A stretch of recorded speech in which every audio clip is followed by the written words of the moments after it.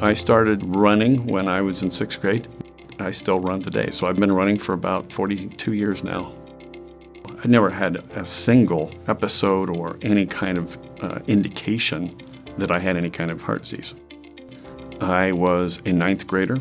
I had to have a sports physical to run cross country. And here this pediatrician is holding the stethoscope up to my chest, and he goes, "Yes, it sounds like an aortic murmur. You're going to have this replaced in one form or another by the time you're probably 30 years old.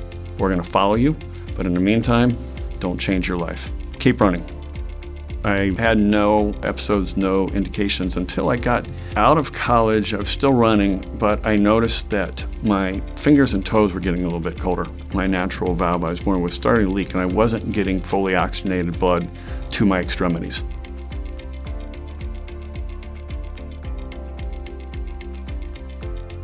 I'm blessed every day that I have this valve, because where would I be? I wouldn't be here. I wouldn't be able to enjoy the life and thrive the way I have with my wife, my 2 wonderful kids, being able to be a productive member of society. I just get a little emotional thinking about, the life I've been able to live because of the technology and the research that was done. So much of it funded by the American Heart Association and companies like Abbott, and doing what they're doing with all their cardiovascular devices has kept me alive and being able to be a thriver.